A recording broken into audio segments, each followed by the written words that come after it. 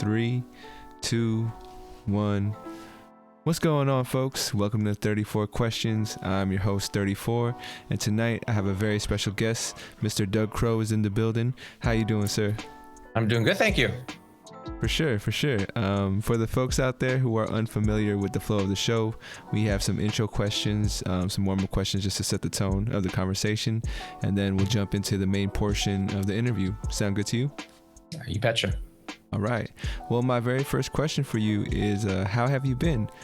Living in crazy times. You've been doing well, been going through it. How you been lately? I've been doing great. I tend not to participate in things that don't serve me. So people talk about some crazy times, but I'm just not participating as much as most people, I think. So. I hear you. In not participating with everything that's going on and trying to stay focused on my goals, it's I don't know if would you say that's a good thing, or one should strive to do that, because we can get caught up in like all the external stuff, right? Yeah. To be really clear, I'm not saying that what's going on hasn't happened. My commentary is that the drama associated with it exceeds what would possibly serve me in my life and my family. So I don't watch the news. I don't go on social media for more than 5 minutes a day. And I'm focusing on my client work and my health, and life is wonderful. I got you. Yeah. Before we go any further, I do have a couple icebreakers for you. The first one is a one-word spelling bee, and your word is handkerchief. Handkerchief. H-A-N-K, anchor, E-R-C-H-I-E-F. You're missing one letter. You have one more chance. Handkerchief. Come on, H-A-N-K-E-R, hanker, chief, C-H-I-E-F. No, what'd I miss? The letter D. It's a hand, like handkerchief. Oh, handkerchief. That makes sense because you hold it in your hand. Yeah. Yeah. We all get lazy with spell check nowadays. We don't focus on those fundamentals. That's too bad. I'm embarrassed, but that's just life. It's okay. No, absolutely. I wonder how much time we've saved not having to learn how to spell. Yes, and how? Yeah, well, it'd be better if we actually could learn and not make mistakes. We wouldn't have to bother with spell check and Grammarly, but that's okay. I gotcha. Yeah. And then the next one is a riddle. How are you with riddles? I'm not that good. My girlfriend's much better at that. She's probably Mensa qualified on that stuff. I'm a critical thinker, but I take more time. And the ones that are like play on words, I get about half of them. So fire away. We'll see how I do. All right. This one is: the day before yesterday, I was 21, and next year I will be 24. When is my birthday? February 29th. It's actually December 31st. So that's even better. Yeah. But yeah. Thank you for. Oh yeah. You want? I had to think it through. Okay. Feel free. The day before yesterday, which is today, right? So no, not literally. 2 days. Not literally today. This is just more so in part of the riddle. That's the wording, the phrasing. I'm not saying literally today. I'm saying more so, yeah. So it's the day before yesterday, I was 21. Yeah. And next year I'll be 24. When is my birthday? I gotta write it down. My girlfriend get it instantly. No problem. I still don't know why it wouldn't be the. All right. Well, thank you for trying. Definitely appreciate it. No problem. All right. Feeling miserably. I can't spell. I can't do riddles. This is the only part of the podcast where there's actually correct answers. Everything else, there's no right answer. Okay, good. So well, stay tuned, folks. It's gonna get better. Okay. Moving on to some more warm-up questions. This next one is, what would you like the audience to know about you? Oh, well, I'm a very diverse individual. I've had many businesses, many hobbies, been to 42 countries, all 7 continents. I love people's stories, and I love helping them leverage their stories into things that make a difference in the world. That's probably the biggest thing I want to convey, is that everyone is here for a reason, for sure. We don't know what it is, and figuring out is part of the journey, I guess. So I love listening to people's stories. For sure. Yeah. My second question in the warm-up is, if someone were to pay you a tribute, how would you like to be honored? So if I was going to tell myself today I'm going to do something in the honor of Doug, what could I do? Mm-hmm. Oh my gosh, I have so many charities and nonprofits that I'm passionate about. I would say, don't give them any money. Do something more important. Give them your time. It could be, battered women, the environment, veterans. There's whatever charity you're into. People tend to, write a check and be done with it in a moment, but investing your time into it by volunteering, spending a day or a weekend or a retreat or something, so much more powerful in my opinion. So go volunteer, go do something fun. For sure. Now we know. And then my last question of the warm-up is, on a scale from 1 to 10, how well do you know yourself? Ooh, solid 9. You care to elaborate on why 9? Well, yeah, I've always been a fan of the expression, your greatest strength is also your greatest weakness. And I'm very clear about what that is for me. So I know that's a foundational element of who I am. We all operate subconsciously for the most part. And the more I study psychology and human interaction and our nature and nurture and stuff, it's a fascinating topic. So I'm nowhere near a 10. I'm not, floating in the air and enlightened or anything, but I do understand what makes people tick and what makes them, do certain things, and myself included. In your personal opinion, how much do you think we're made up of nature versus nurture? I'm gonna go 50-50. That's a safe answer. And it's weird though, because you come across stories of I've got some clients who've done time, drug addicts, horrible experiences, and they've risen above it, started a company, gotten completely clean, raised a family, and all that. And there's just as many stories of people wallow in their misery or victimhood and stay there and they can't get out. So is that nature or nurture that pulled them out? It's a My Fair Lady question, trading places. It's a very common theme. We don't really know which things, and there's a lot of studies on this, what is changeable in our nature and nurture, right?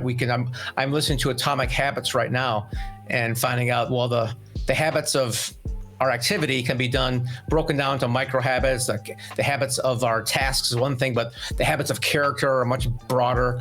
There's so much to learn about nature versus nurture. So for right now, I'm not a psychologist. I just studied a lot, and I'm going to go 50-50 on my answer. Hey, I'd go the same way, honestly. If you're going to ask me the question, I think personally is 50-50. So yeah. What would you say is your favorite thing about your personality? I'm excruciatingly positive, to a fault, where I can tell when someone's the exact opposite of me, how irritating I must be. There's an old story my dad tells about 2 twin boys, and one of them is really pessimistic and one's optimistic. And the scientists are studying them. What's going on here? And they put the pessimistic kid in a room full of toys, whatever he wanted, right? And they put the optimistic kid in a room full of horse manure. And they went and let him in there for an hour. And the little boy who was pessimistic, sitting in a room full of toys, all disgruntled, didn't do a thing, just sitting there angry. And the positive boy is digging through horse manure, just having the time of his life. And they go in there after an hour and say, "What are you doing?" And the boy who is pessimistic says, "Oh, these toys, I'll probably play with them, I'll break them, and then they're going to charge me for it." They asked the positive kid, "You're digging in this horse manure, what are you doing?" He said, "With all this manure, there must be a pony in here somewhere." So I'm the kid looking for a pony. That's why your first question about the how am I doing during the pandemic is I don't know. I'm not participating in the drama, so. Yeah, no, I am with you on that same boat. Yeah. I've actually, some people have told me I could be toxic positivity. I don't know if you've ever heard that term or. No, and I would not be so positive. I'd say, where'd you make this term up? Well, there's Pollyanna, right? The Pollyanna syndrome of being so positive that you miss out on reality, which isn't a bad thing. But I don't understand how the word toxic and positivity belong in the same phrase. Did they elaborate what that is? Because I've never heard that before. Not necessarily. It was just something. It was quick in the conversation, it kind of drew me back because I was like, oh wait, like I didn't know that could be a thing. But I guess there are people who can see it that way, and it could be our opposites, who kind of view it that way. I pity the fool who thinks that there's such thing as toxic positivity. I can see it being irritating or Pollyanna, or like, okay, you're not living reality, but toxic. Give me a break. Give me some more of that toxicity. I like that positivity. I feel you, man. I feel you. Would you say you've always been this way? Like you were born positive, or was it something where you had to? Yeah. Yeah. No, I was born this way to a large degree. It was reinforced by some of my education outside of school. I was fortunate enough to enroll in the Dale Carnegie course in human relations and public speaking at a young age, and met up with a guy named Warren Knox, who was really, he might have been an alien. He was so positive. He's like, whoa, this guy is like, everything is, and he's authentic. He's charming. He's positive. It's like, are you a human being? It's hard. And that was a real guy. That was really him. And people like that, they're charismatic. So yeah, I've always been that way, and I want to increase it because sometimes I am human, and I've occasionally snap or go sad or negative on occasion. I'm not perfect. But yeah, I like being positive. It's fun. It's much. Hey, given a choice, which one are you gonna go with? Oh, definitely more positive. Yeah. Yeah, it's easy choice. Easy choice. Yeah. Yeah. I mean, I feel like that's something. I think I've always been positive, but unsure of how much to embrace it because I always wanted to kind of like you said that I forgot the term you used, but as far as like getting out of touch with reality, which it's you can Google Pollyanna, Pollyanna. I think I spelled that one right, but maybe there's two N's. I don't know. But there's a book on it. The Pollyanna, everything's always happy, and the Pollyanna effect is a psychological term used for people who are just always. Positive to a fault, I guess, but not toxic. I gotcha. And yeah, in my mind, I think if you're gonna fully embrace who you are, there are extremes, and if I'm gonna fully embrace who I am, might as well be positive. Absolutely, I'm all for it. All right. Well, thank you for those quality answers. Already starting off on the right foot. Great. Moving on to the main portion of the interview, where you choose a number between 1 and 34. There's 3 levels: easy, medium, and hard. Which one would you like to go for? Go with the hard ones. All right. Yeah. Let's do it. Go ahead, choose a number. 17. 17. What is your love language? Ooh, great question. It's changed over the years. Of the 5 love languages, the bottom of them is, gifts, acts of service. It's probably words of affirmation and touch. I go back and forth on, with that. I would say words of affirmation is probably number 1, and then physical touch. And you said that that's changed for you? Like it wasn't. Yes. As you go through life, you have to, it's a great book, by the way, if you haven't read it. So read the 5 love languages if you haven't read it. But there's different stages of your life when you're, teens, 30s, 40s, 50s, and so on. And if you're a student like I am, I'm a perpetual student, always learning things. As you grow and evolve, I believe your love language, you might have been, I had, physical touch when I was in my 30s, right? And then as I matured and grew my business, I'm like, oh, the other currency I like is when my clients, say, hey, great job. I really appreciate you. That's another currency of mine. So that one's super important to me from my clients and friends and family too, I suppose. Yeah. I gotcha. Yeah, that's definitely not something I realized. Like I'm aware of the languages. I wasn't aware how they could change. Right. Yeah. Well, physical touch, I generally associate with romance, not with other relationships, right? Like, family and friends and business clients. I don't really want to be hugging on them all day long. So that's why I said affirmation is probably number 1. Physical touch is my internal language for, romantically, of course. I like that a lot. I gotcha. Yeah. Go ahead and throw me another number. 4. 4. How would you define ego? Ooh. Well, there's the ids, super id. There's all different things on Freud. Ego probably could be defined as, I go back to your question about self-awareness, right? How you perceive yourself, positively or negatively or neutral, or maybe depending on the situation. would be a foundational element of your ego. I think. For sure. How would you say your ego has helped you? Great question. So some days I'm extremely confident, and it serves me well because I can convey that to my clients and they go, this is a guy I want to work with. Other times when I'm unsure, I generally don't reveal that and I'm quiet about it, or I delay maybe on a fitness routine or a new project or something. So confidence and my ego they go hand in hand. No doubt. Being so positive, have you ever had an issue with confidence, or, again, born with it? Oh yeah, no. My life has not been a straight trajectory up. There's a couple of dips along the way, and the major one was the 2008 financial crash, where my multi-million-dollar 20-year real estate portfolio vanished in 9 months. I had 19 foreclosures, personal bankruptcy, divorce, seriously contemplated suicide, broken as a human being. All the self-development books I've read over the years, I hated them all for about a good year.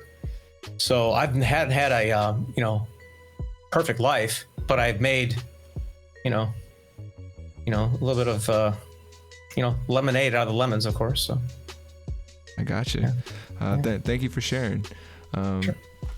Would you be willing to share like what kind of inspired you to bounce back? So I spent my entire adult life as a real estate investor, developer, trainer, and I'd like most men, we really associate our self-worth with what we do. And when what we do is taken away from us or vanishes by some other, what are we left with? When I was going through therapy, my counselor, okay, who are you? Or what are you? I'm like, I'm nothing now. I'm like, well, you're something. You're still here, aren't you? Yeah, but I was a real estate investor. I was a radio host. I was all these things. Now I have nothing. This is what are you? I'm like, it really makes you think.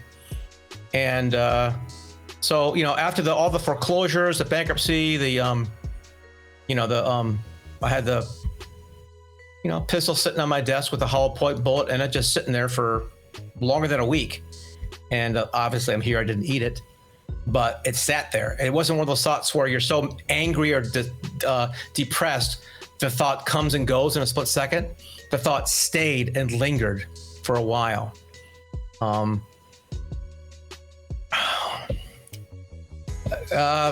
What brought me out was a spiritual connection. If you don't mind going there, I was an atheist and I'm not a Bible thumper or anything, but I was, thinking about killing myself and walking on the street after a good friend took away my pistol and looking at ongoing traffic. And I started walking this track and I was crying my eyes out from depression. And I look up at the trees and I said, okay, fine. If you're there, give me a sign, and so I felt something and, cried a little bit more, and I apologized for, not talking to God for 30 some years. And he laughed at me. He said, 30 years is nothing in God time. I've been around forever. So that was what prevented me from, stepping in front of a truck. Wow. Thank you. Sure. Yeah, I know it's a. Sorry, I'm really just reeling from hearing that story still. It's all cool, man. All right, well, yeah. I do have follow-up questions. They'll have to come back to me. So go That's ahead. All right. Oh, actually, I'm glad I was able to ask you. I'm glad I was able to make you go, whoa. I could be more dramatic and put a pause there if I just roll through what happened. Like, oh well, I hadn't really thought about it, but that's what happened. You can definitely deliver it any way you'd like. Thanks. Go ahead and just throw me another number. Okay. 30. 30. When was the last time you forgave yourself? Ooh. Forgiveness. Man, that's a big one, I'm always focused on forgiving other people, but forgiving myself is the hardest thing to do. After my big dip, it took me like close to a decade to forgive myself. I was really pissed off at how I'd screwed up my life and my family, my real estate empire, my savings, everything. I was like, oh, what a dork. That was the last big one that I did. And finally I forgave myself for, screwing that up. I'm generally too busy forgiving my staff for their mistakes, or my customers who are pissing off my staff. If I have a couple customers most of them are just wonderful people. Occasionally, you get somebody in there who's not so polite to them. And I always treat him with love and say, hey man, maybe he's going through a bad day. Who knows? Don't worry about it. Let it go. Don't take it personally. So forgiving myself, the biggest one was, back in 2009. That's the last big one I can imagine. Other than that, I haven't thought about it for myself too much. I hear you. I'm definitely, I think, in the process of forgiving myself. And well, there's a book you should get. It's called Radical Forgiveness by Colin Tipping. Radical Forgiveness. Okay. Radical Forgiveness. I didn't need to even finish this book because the guy uses the idea of forgiving Hitler as his theme in the book. The first thing he introduces is that, or? Well, it's a main thread he puts in the book. If you can use these tools and systems and things to do to forgive Hitler, then you're on your way. You can actually have because you understand forgiveness, right? Forgiveness, when you're angry at somebody or don't forgive them, they're not even thinking about you. You're only damaging yourself. What's the old expression? When you're throwing a hot coal, you first burn your own hand. So forgiveness, it should be intuitive first. We should say, oh, well, I don't have to trust you, but I can forgive you because I'm carrying the act of forgiving in me. It's only hurting me. It never hurts the other person. Hitler's dead. Of course I can forgive him. It's like, he was raised wrong, whatever. I mean, I'm sure he was a baby, and it was a cute little baby before he murdered, 6 million people. But the concept of forgiveness, it's hardest to forgive yourself, right? So, but that's a great book I'm not going to give away all the stuff inside it, but it's a good one. I would highly recommend it to anybody that struggles with forgiveness. I have a couple of clients who are working on books about unconditional love. And we interview people who, like one woman who lost her husband and her daughter to a terrorist attack. I talked to another woman her son was killed at Sandy Hook.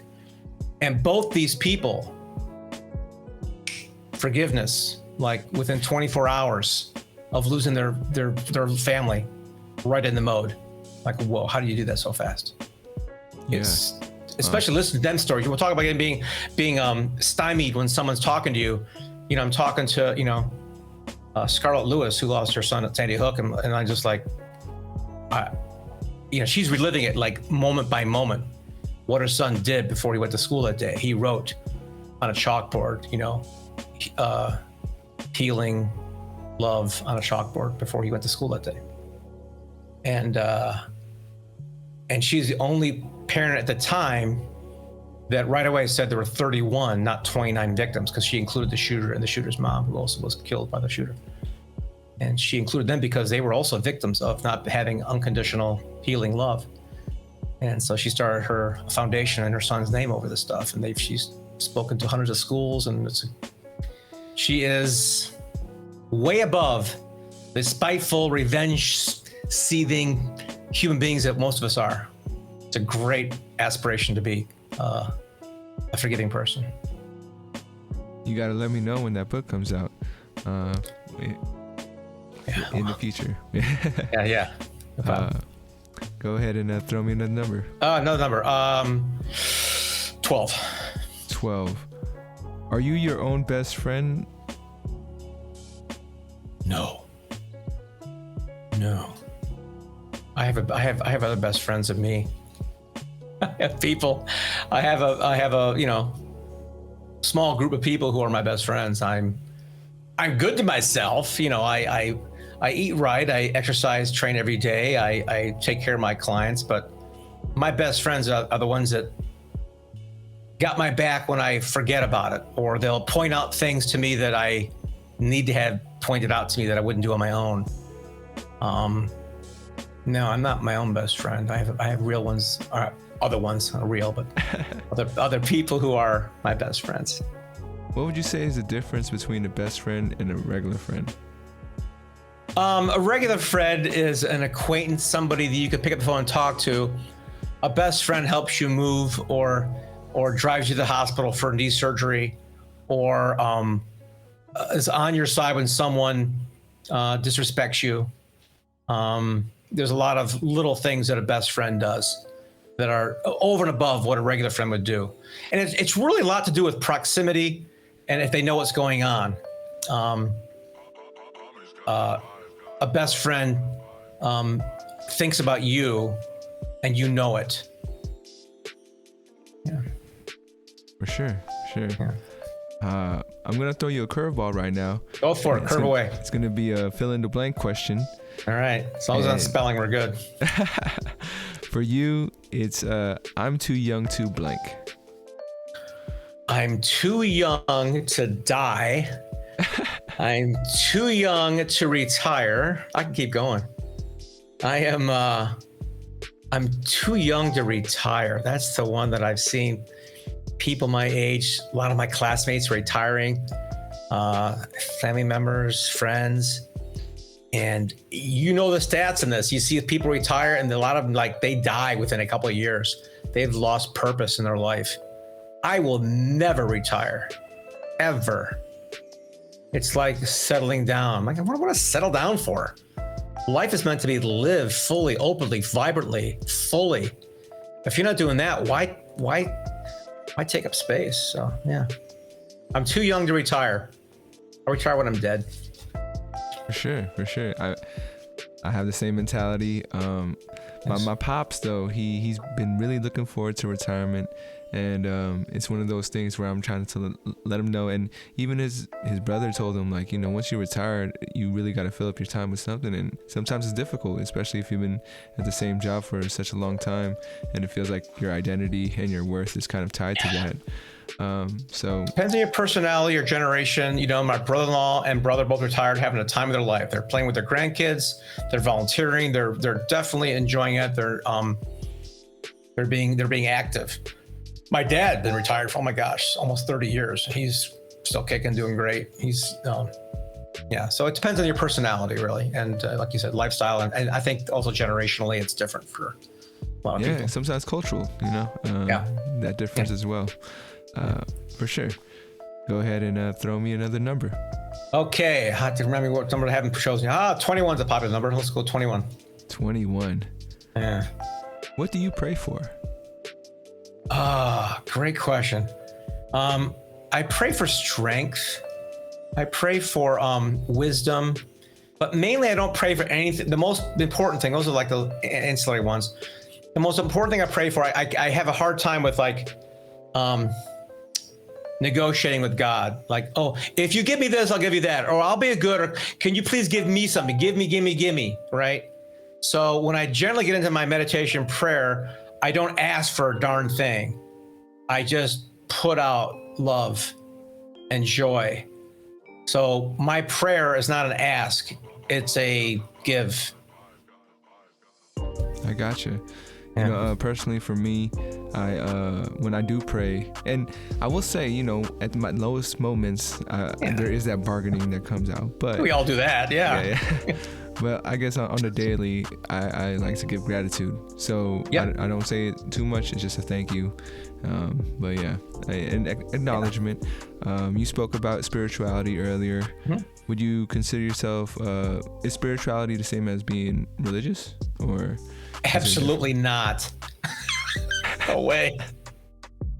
In my opinion, no disrespect to the big religions of the planet. People need their structure. They need their rituals and all that stuff. I do not need any of that. I don't need buildings. I don't need to stand up, sit down, read stuff, sing songs. I can just sit, meditate, and connect with God and the universe, and know that I'm connected to something much bigger than me. And lead a good life and leave it better than when I came. So, everything you need to know is the golden rule, if you think about it. What else do you need? I don't need anything else. Yeah, That's true. how would you say?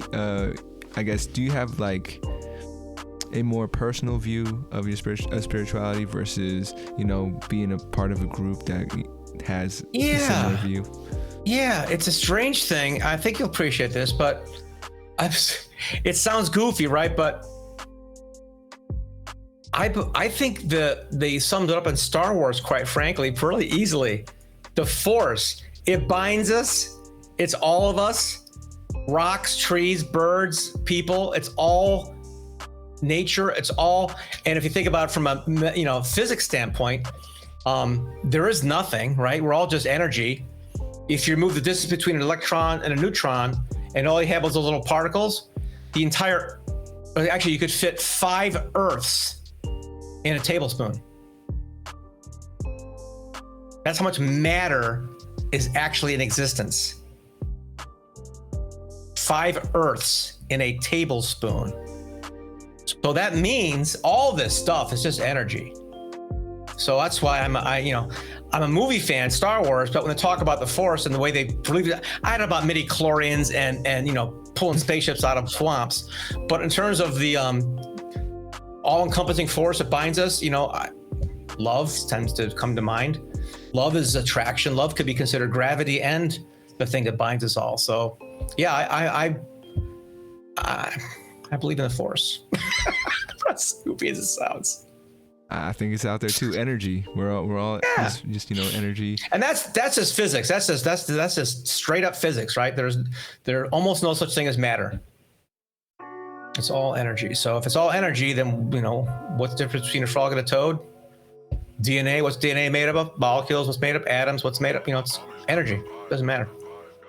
I know you said you like to stay out of the drama. I'm not sure if this also meant that you don't like to kind of waste your time on things that we really don't have answers to. But what would you say is out there in the universe?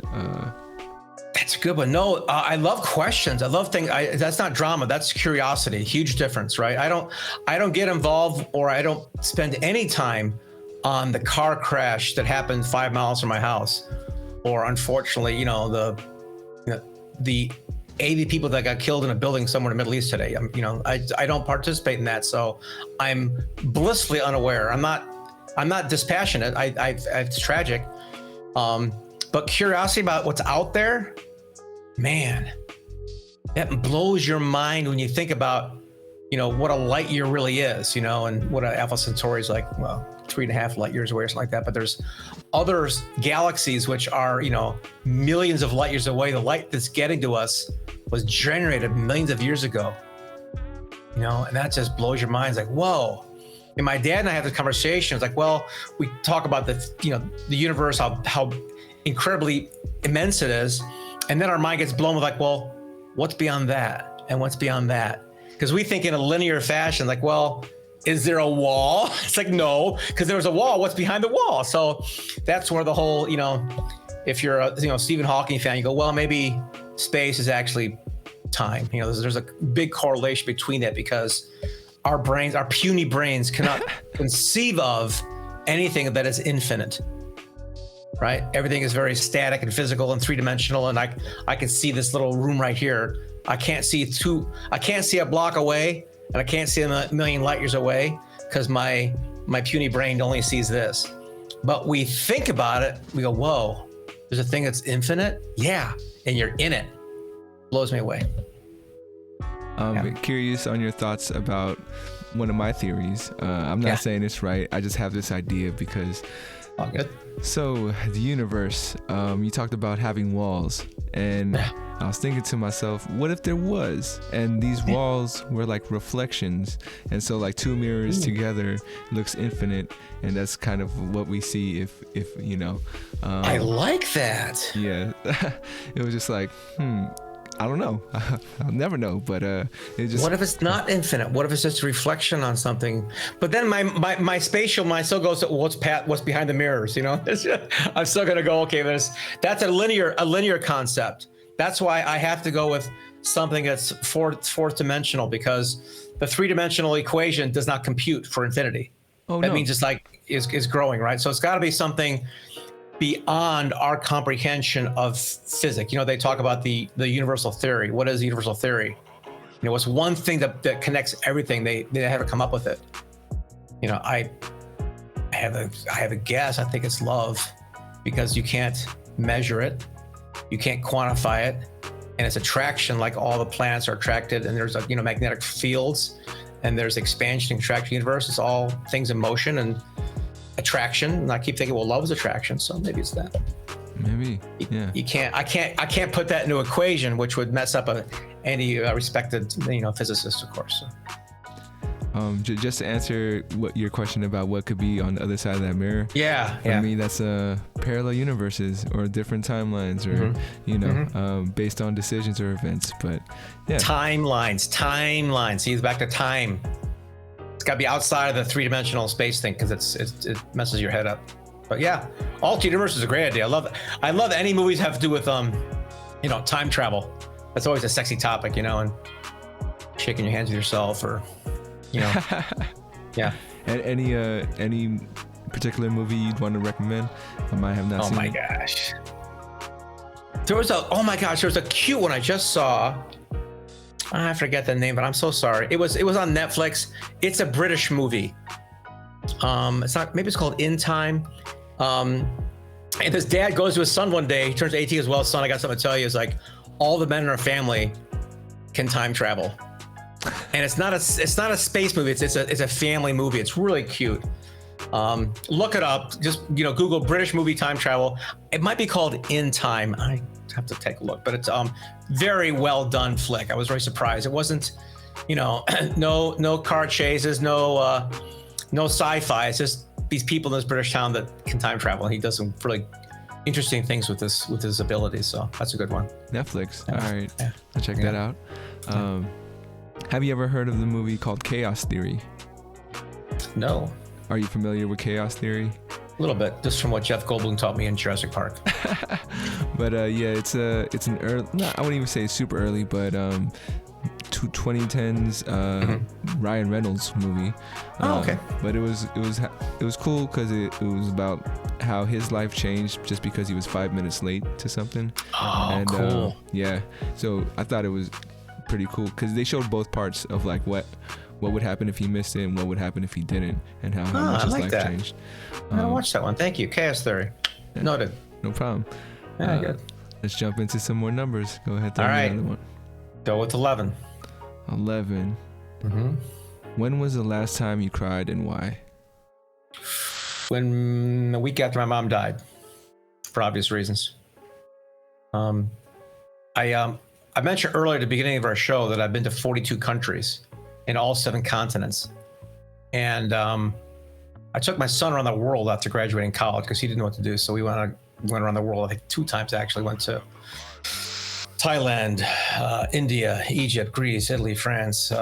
We went all over the place. My last stop was Cleveland, Ohio, where I basically took a year off business to hang out with my parents. So I was able to spend a lot of time with them in their later years. And mom and dad were depression people, right? They grew up with depression, very concerned with money, very, very good stewards of their finances. And they, when I'm living there with them for that year, we're gonna talk about your inheritance and stuff. Like, oh my gosh, stop talking about that. Every time you talk about inheritance, it means you're gone. I don't want to hear it. Why don't you spend your own money? We don't need your money. We're all kids are doing fine. Don't spend it on yourself. Well, we don't like spending money, Doug. It's not the way we're raised. So, being a good salesperson, I rephrased the question. I said, Mom, if you had to spend some of your money, what would you do?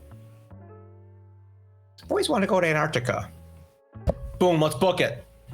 So I took my 88-year-old mother at the time to Antarctica on a Polish research vessel that got converted into a, tourist boat. It was a 120-foot boat or something like that. Time of our life, penguins, whales, seals, great time. So spend time with her.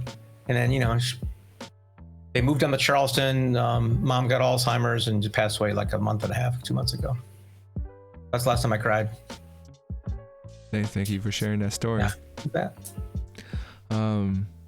Yeah, Alzheimer's runs through my family too. I think on both sides of my family, it's kind of it's in our genetics. It's a strange disease. It's hard to deal with sometimes. What they say, the Alzheimer's is harder on the family, and cancer is harder on the patient. Right? Because cancer, we sort of see it and we're not experiencing the pain, but as Alzheimer's, like you kind of feel like you're losing the soul of your parent or something. Yeah. I just kept joking with my mom to the end. I didn't treat her any differently. You know, and she's banging her shopping cart into the grocery store. I just say, that's why we took away your license, Mom, so you can't drive anymore. Oh, she hated that, but I was joking with her all the time and I made her laugh. So it didn't matter what she was thinking or not thinking. I still got to her with a little bit of humor. The last year. Yeah. I gotcha. Yeah, honestly, it's something that I think about as far as how I'm gonna deal with it. Still, I haven't crossed that bridge yet. So. Yeah, you're still young. You don't worry about it. Try not to. Yeah. But go ahead and throw me another number. Another number. 18. 18. When was a time when you felt like you had enough? 30 days into the pandemic. and throughout, like I'm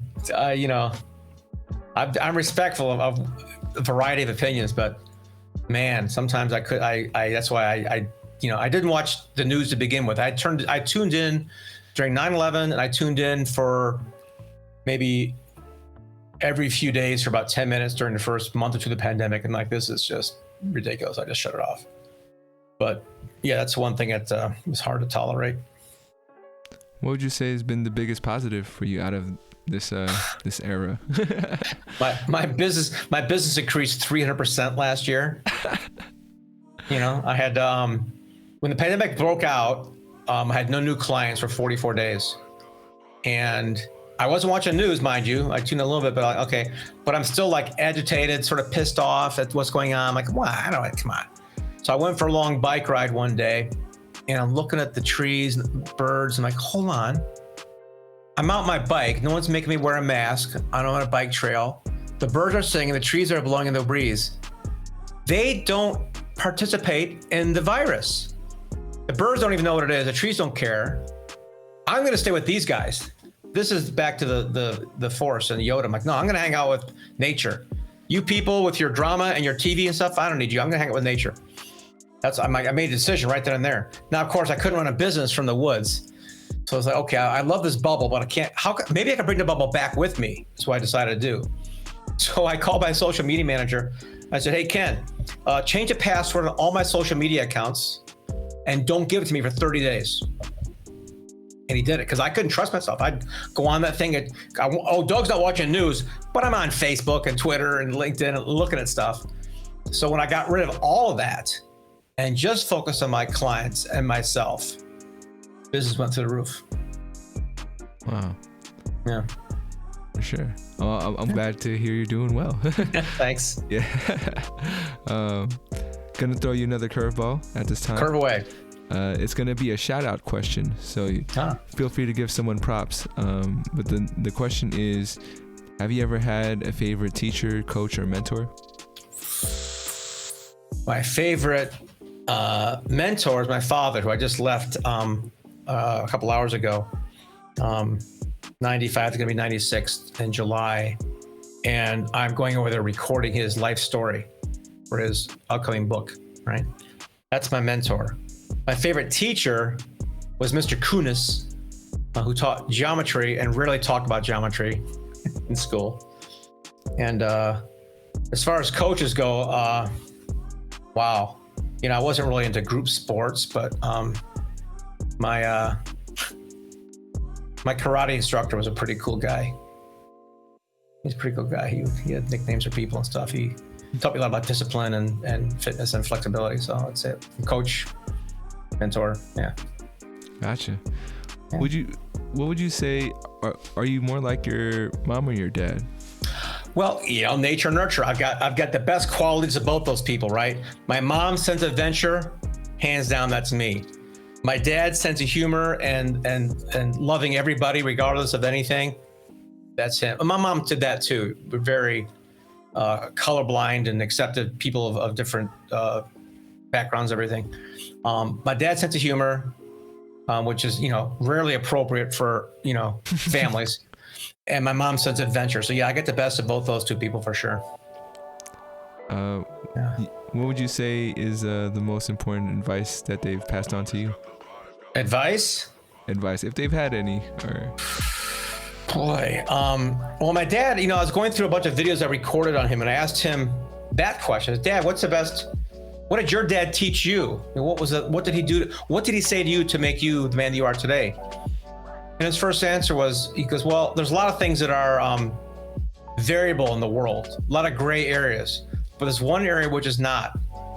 Never hit a woman, ever. No excuse, no reason, zero. It is not acceptable under any circumstances to hit a woman. I'm like, all right, done. You can run away, you can call the police, you can do things, but you are not allowed to hit her. You hit you first, absolutely. Number one, not gonna hold up in court. You're gonna go away. And number two, it's just you're just not a gentleman. It's just not even. It's not an option. So I told my son that too, and yes, it's important. That's one piece of advice from my dad. And my mom's advice, I mean, she was the adventurous one. So it was all like, you can do anything you set your mind to. And as a young boy and even as an adult, I had a lot of businesses I've done and set up over the years. And I don't know, about 8 or 10 years ago, she said, I collect all your business cards, Doug. And she had a stack of about 25, 30 things that I'd done in my life. From age like 13 all the way up to present day. I'm like, okay, thank you. Yeah, I know. Serial entrepreneur was not a term back in the 70s, but it is now. Sure. I'm growing my own collection at the moment as well. That's right. But it's all about the journey. Yeah. Go ahead and throw me another number. Another number. Oh, how about 10? 10. What words do you need to hear? Oh, I go back to my love language, words of affirmation. I really appreciate you. You're doing a great job. How can I give you a referral? You've changed my life. You've improved my business. Those types of affirmations from clients or even friends are always appreciated. Other words I'd like to hear, don't need to hear, would be, you can travel freely now. You don't need to have a rapid PCR test. That'd be nice to hear. For sure. Well, I'll tell you right now, you've been an awesome guest. Thank you. Yeah. So, well, that's my words of affirmation for you. Thank you so much. I appreciate it. Go ahead and throw me another number. Let's see. How about 29? 29. I think I know the answer to this one, but do you believe in yourself? Oh yeah, 100%. 100%, no doubt. I have moments of fear, and moments of slight doubt, but those don't last more than a few seconds. When something goes sideways, you're like, oh darn it, is that gonna work? It's like, well, it might not, but you will, right? So I always, adapt and pivot to whatever life throws at me. So yeah, I believe myself. For myself, I do have this irrational confidence or belief that I'm meant to do something within media or connecting with people. But like I said earlier, I'm also I can't help but be realistic and be a little more pessimistic about my situation. But for would you say I should just drop that and fully embrace the irrational belief and confidence? Think irrational belief, right? Think when you say, hey, I think I'm going to do something in media, and you think like it could go big. I could have a million people watching me, and then those moments of doubt, who am I? Those moments of doubt are part of your limbic brain, right? They're designed to keep you safe, fight or flight. Every decision we make, bar none, is based on our primitive brain, not our cognitive thoughts. So when you have a doubtful thought, before you even answer it, ask yourself one more question. How does that serve me, that thought? Where does it come from? 3 questions. How does it serve me? Where does it come from? And what is it rooted in? If you said, oh, am I dreaming too big? So by pulling back, am I going to be safer because I won't disappoint myself or others? You know, that takes the same amount of energy to think about making $100 versus $1,000 or $100,000. It's the same synaptic thing in your brain. So why not think big? You know, David Schwartz's book, The Magic of Thinking Big, classic book from the 50s. Stuff in there. So it's hard to sometimes drop the doubt because I said you're not in charge of that. It's subconscious level thoughts, fight or flight, primitive brain. We don't control that. It's just in us. You know, an actual crocodile doesn't think things. He just acts. They say instinctively. They call it a croc brain. So when you have those thoughts of confidence, that's, yeah, I can do it. Is that based on belief or something you've actually done or reading somebody else's testimony? When you have doubtful thoughts, is that based on something you haven't done, someone's testimony, or, you know, something you've experienced where it didn't work for you? You know, it's your choice, but I've always said imagination is a great thing unless you waste it on negativity, then it's a waste of imagination. I gotcha. Thank you for dropping some knowledge on us. Yeah, you bet. Just a heads up, we have about 10 minutes left in the podcast. All right. Again, very gracious that you came by to stop by and share your story. Mm-hmm. My pleasure. Go ahead and throw me another number. Yeah, yes, sir. 14. 14. How could you be kinder to yourself? Ooh, wow. I could not run on a strained knee. I could I'm learning to be more patient myself. The problem with society and business and culture nowadays, everything happens so quickly, right? We have to pick up our phone instantly. We've got to expect things to happen instantly. It's Uber Eats and Uber's 5 minutes late. What's going on? You know, you don't have to. Everything happens so quickly. So when I think of an idea for business or want to get a book written for a client or want to solve their marketing solution, my mind can solve it instantly. And then reality kicks in and says, Doug, this is a 6-month project. This is going to take us 3 months just to get the interviews done for this guy's book. Or to get the marketing alliance partners we need for him, it's going to take 6 months of building those relationships with Fortune 500 companies in order to have them sponsor his program. So patience is something I'm always working on, and I've gotten much better. I will say that. I remember years ago, I was not very patient at all. And I've even told my staff from 2 years ago to today, I said, well, this is going to be a 1-year project. Normally I'd say 2 weeks, we're going to get this done. And I was like, okay, this one's 2 weeks. This one, we're going to give ourselves 6 or even 12 months. It's okay, because it's going to be a big deal. And it's related to media, by the way. So, yeah. For sure. Mm-hmm. This next question is just more so some advice that I'm seeking for. One of the things I struggle with when it comes to trying to create a project or business is recruiting a team, because I almost feel like I'm responsible for their time and what they're going to be getting out of it if they participate. So how do you, if you ever dealt with those kind of doubts, or how did you deal with that? There's an old saying in parenting, when you have a child, you're responsible for them. When that child becomes an adult, you're responsible to them. So when I'm hiring staff, and we've got a pretty decent sized full-time staff and part-timers with us, total of 20 some people. I'm not the best recruiter because I believe everybody. I'm like, oh, you do that? Great. We're hired. Let's go. Because I'm positive, right? Greatest strength, greatest weakness. So my partner in my business she's got a beautiful balance of left brain, right brain, loving skepticism. She's amazing. So I'll say, hey, let's go ahead and recruit this position we need. And then my operations gal and she will go and they'll filter it down to the top 3 or 4 candidates. And the last time we did this, they had the top 3 candidates.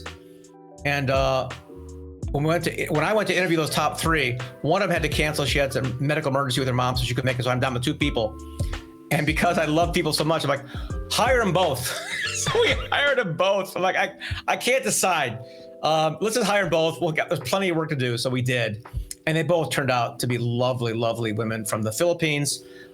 Super smart. One of them is a former airline attendant. Other one's a great writer. And I couldn't be more happy with the team I built. And it wasn't an easy, straight trajectory. There's a lot of bumps along the way. But yeah, trusting people, it's the old Reagan thing. Trust but verify. Yeah, I believe what you say. Now let me see you do the work and we'll just double check that. So again, I would say the biggest thing to do in recruiting is patience. I had a friend of mine who's his company, he sold it for $100 million. And I went and talked to him one day about business. And I said, what's the key to success, Mark?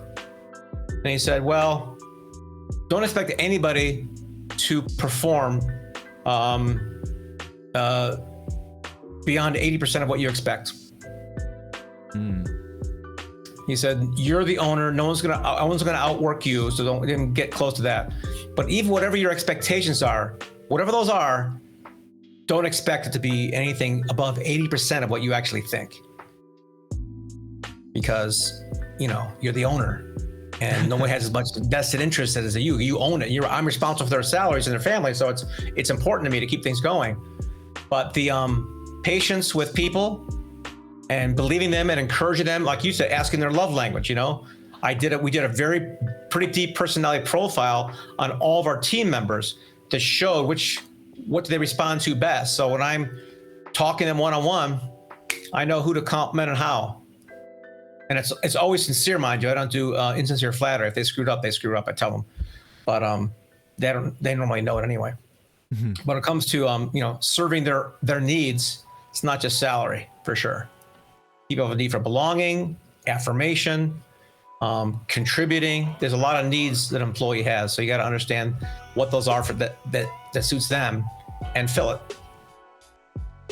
Would you say that's improved like your experience as far as building a team, having the personality kind of profile of an applicant? Yeah, personality profiles help. The biggest thing was having my my CFO do the hiring, because she's brilliant at sniffing out the fakers. Like, I hired a sales associate a year and a half ago.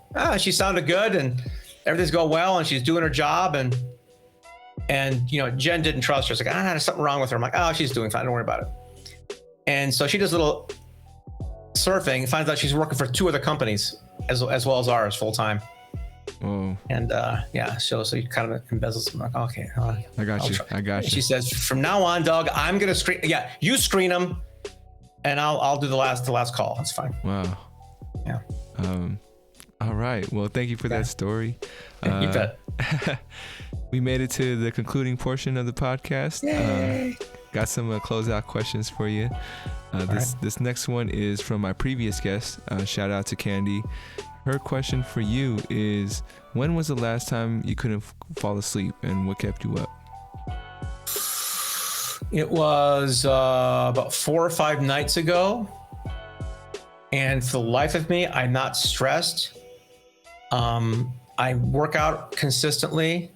I don't know what kept me up. That's the honest answer. A month prior would be my mom's passing. I'm sure that would probably be something that kept me up. I had a couple of nightmares and stuff like that. I still have dreams about her.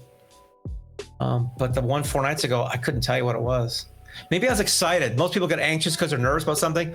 I was probably excited about something. I couldn't sleep. I don't know. I fall asleep, but then I wake up at like 1 or 3 or something. So. I got you. Yeah. Thanks, Candy. I'm glad it wasn't anything, too negative. Nah. Then next question is, what would you like to ask the next guest that comes on to 34 questions? Okay, great. At some point in your life, Miss Guest, you've had a really big dream or idea or goal, and you chose to set it aside for later or not do it. Do you realize that someday you're going to be dead? So ask yourself this question. Do you know when you're going to die? No. The bottom line question is, you had a big dream or goal. Why aren't you working on it right now? And answer that question for yourself. Why are you not working on it right now? And say it on the air, and then you'll be accountable to flipping that off and going for it. I gotcha. I like it.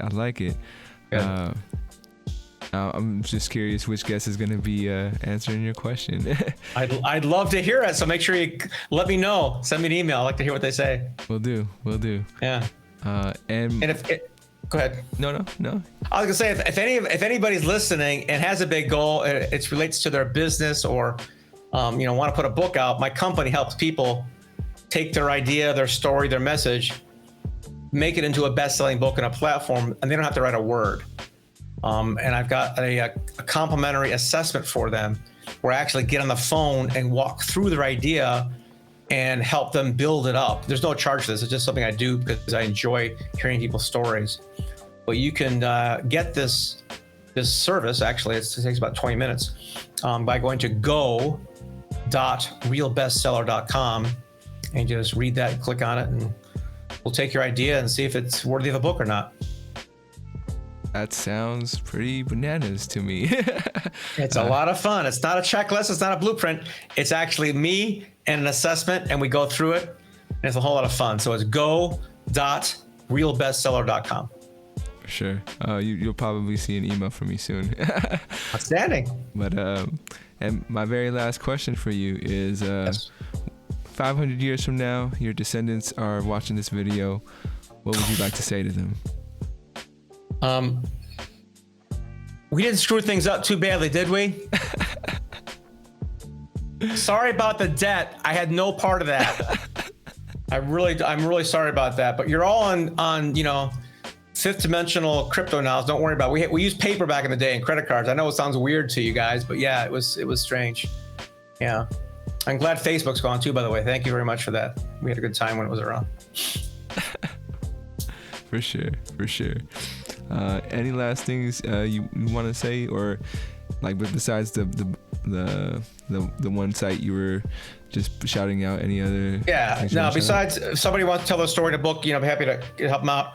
I want to compliment you, quite frankly, because I had my own radio show back on ABC in Chicago for a period of time, and I've done plenty of interviews to my clients, obviously, for their books.